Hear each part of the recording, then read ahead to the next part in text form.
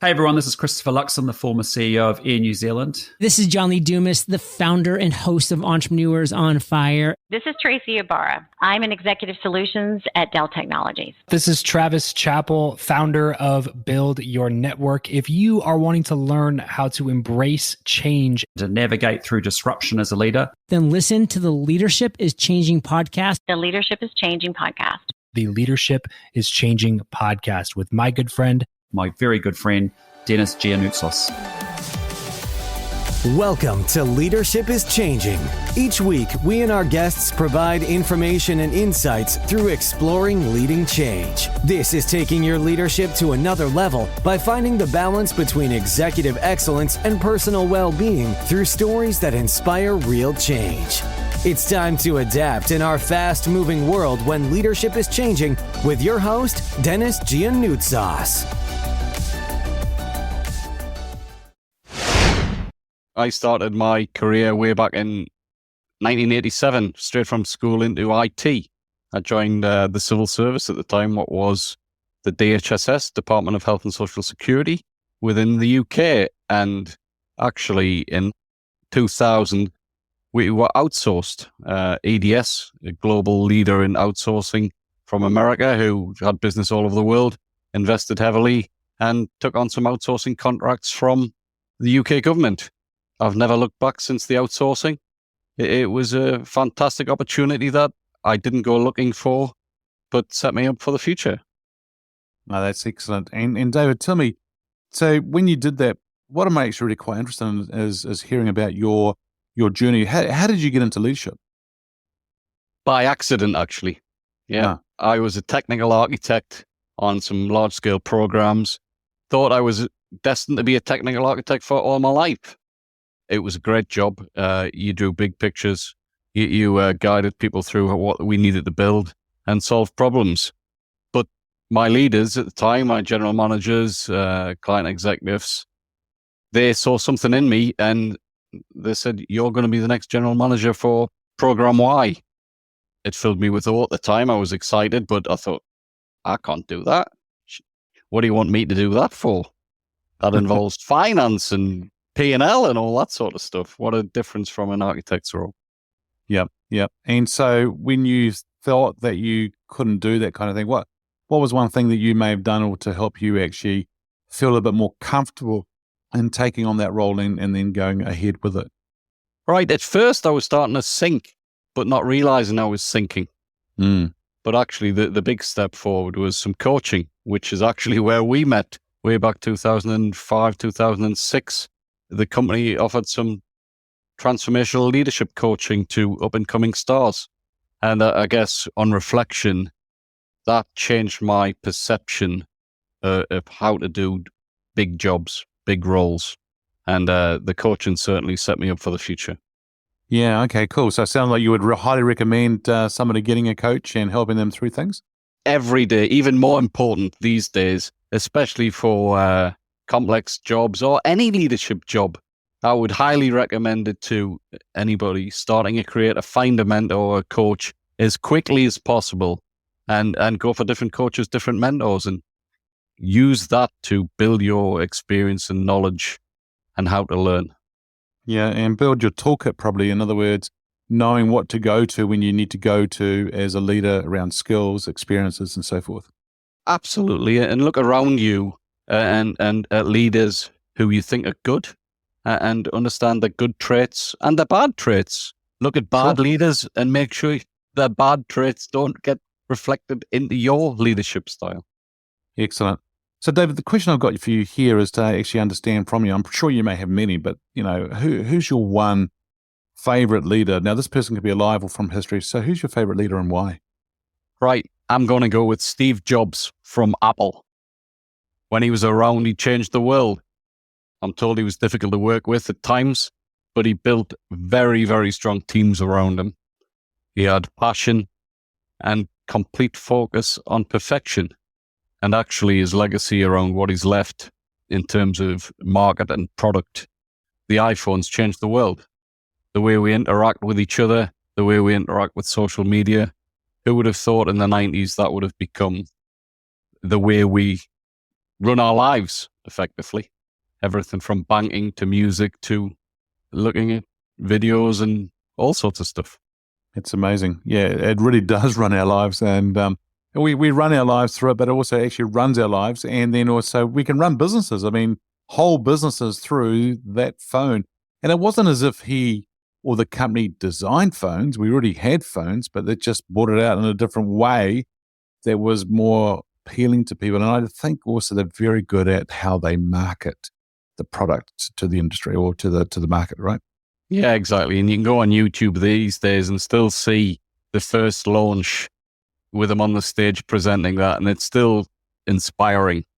You're still going to learn from that. Any product company these days can still look at how Apple launched things back in the day and today. I feel it was better back in the day than now. But yeah, what an inspiring leader. Yeah, fantastic. Hey, so the show is called Leadership is Changing. And when I say that statement, that name, leadership is changing, what does it mean to you?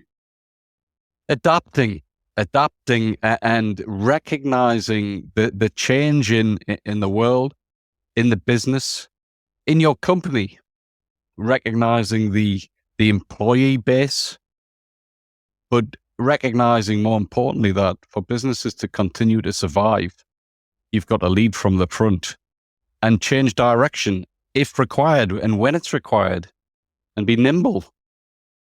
So to continue to survive, you need to lead from the front. Absolutely. Leadership these days is much more at the front leading as opposed to managing. I think there's a distinction from, we used to have great managers and used to talk about great managers. The language has changed. We're looking for great leaders and people who can actually make a real difference and be very inclusive and humble, but have gravitas at the same time. Gravitas is really important. Fantastic. Yeah, gravitas. I like that. I like that word. I like that, how you put it as well. For sure, humble and so forth, but with gravitas. Fantastic. So listeners, my guest today is Ajay Bal. Ajay, welcome to the show. Hi, Denis. Thank you for inviting me into the Leadership and Changing podcast. It's a pleasure to be here. Yeah, it's a pleasure having you here. So, Ajay, just tell us a little bit about your background. What have you done, so in your career? Love to hear that. Sure. Look, I migrated to this country to New Zealand in 2007. I did my master's in business. So the leadership was actually started to develop at that moment. Right. My core subjects was strategic management back then. And, since then I've been into different leadership roles as the operations manager and a few other roles and been doing business since then. Oh, brilliant. Yeah, that's good. And so that's great to hear. So look, here's a question for you. And that is, you may have many people that you sort of follow, but who's your favorite leader? Now, this person could be alive or from history. So who's your favorite leader and why? Sure.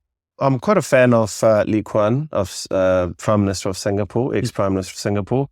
The reason why I like this guy, look, I think the way he managed the country and took Singapore from nowhere to somewhere. Yep.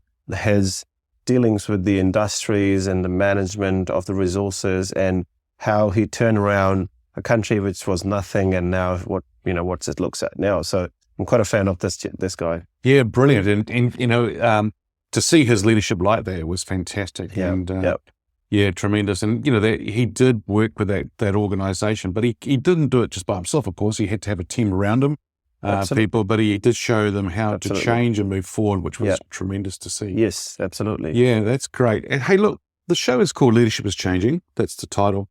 When I mentioned that title to you, well, what does that mean for you? Well, I think it's a fast-paced environment now. The technology, the environment, the industry, the global powers and the global economies, they're all changing. And I think that actually have a direct influence on every individual leader, how they pursue their career going forward, how they manage, people around them. So I think there's a big impact of all those things on the leadership today. Yeah, and I know that one of your businesses has been about bringing people into say this country and helping them do that. that's a big change for them, right? I mean, a transition from their own, say, city or Yes. wherever they live, coming to, say, New Zealand to live. That's right. That's Yes. huge. So they get to experience that.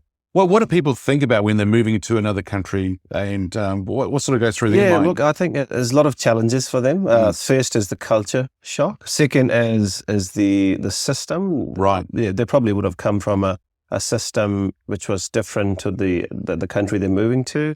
The education, the business environment, and the politics. Everything changes. So I directly work with people from all over the world, helping them migrate to New Zealand. And, there's a lot of questions they ask. And I think that's all directly related to where they come from and how they want to settle into the new country. Yeah.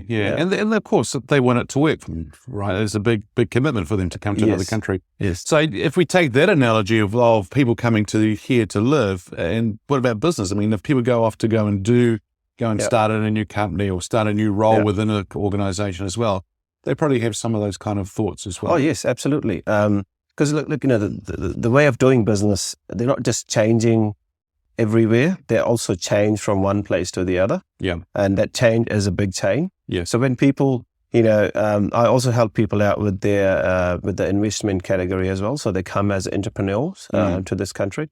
And, and they obviously have a lot of question around the laws, around how the accounting system works, how the tax system works, and how the employees, how they handle the employees. Because they basically, again, it goes back down to the leadership, because that's what they will be stepping into if they're setting up a business in this country. Yeah. And speaking about setting up businesses, you've got other businesses here in this Yes. country as well. And so you've got a team working with you. Yeah. And of course, we've experienced of late the pandemic and so forth. Yeah. So how's your business or businesses and industry changed, and what kind of sort of pressures that put on you and, say, the team that you work with? Yes. Look, COVID has changed the way we do business. Things are not same as they were before February 2020. Oh, yeah. There's a drastic change in the way you do business. And I think that's where a good leader needs to be, keep up to date with the new technologies and the new skills and new people, and bring them on board. And I think this is what helped me out. I specifically invested into people so that, they continue working with me. I retained them, I paid them, I looked after them in this difficult situation. And that helped me out with, surviving through this tough time. Yeah, that's great. And so if you do look after staff and look after them, that's great. Yeah. Yes. Yeah, that's very good. And tell me, if there was one thing that you could change in business as a leader today, what would that one thing be? I think it's how I've seen leaders perceive things. Yeah. Which not always right. And those perceptions are generally based, they're based on a second-hand opinion. Oh. It's not even a first-hand opinion. Yep. So, I'm part of a BNI group here. I'm part of there's a couple of other business organizations where different businessmen come together, share ideas, share their success stories. And I've seen people, they would perceive and make a decision based on that perception. And that actually gives you a lot of trouble. If you need to make those decisions based on your experience, plus your knowledge, plus your research. And I think that's one thing I always emphasize on, that, look, you make decision based on your own experiences and on your own research rather than someone else's opinion. That's actually a very good point, because the fact that, there is a lot of people that do make decisions, as you say, based on hearsay, based on gossip.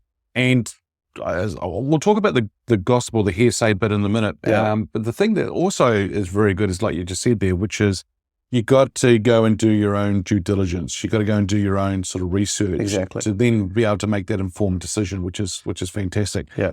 What I notice in working with a lot of organizations, and if they're going through change or things like that, there tends to be a lot of gossip out there amongst the staff in particular or others, because the communication hasn't been clear. No. Or there's been little communication. Yeah. Which means there's been a void. Yes. And if there's a void, then what happens? They want to fill the void, right? So they try to make it up themselves. Yeah. And then that's what tends to happen. Yes. Do you see that as well? Oh, absolutely. Look, employees, when you're managing your employees, their expectations are much higher as compared to what the business expectation is from the employee. It's generally not balanced. So when the expectations are not met, employee tends to go, and try to find ways and start communicating with other people who are not going to find a solution for them. It's the business or the leader, the business manager is going to find a solution for them, but that doesn't happen. They try to look for options around. Thank you for listening to this episode of Leadership is Changing with your host, Denis Giannoutsas. Each week, we and our guests provide information and insights through exploring leading change, inspiring executives and leaders to adapt and lead a bigger game in a fast-moving world.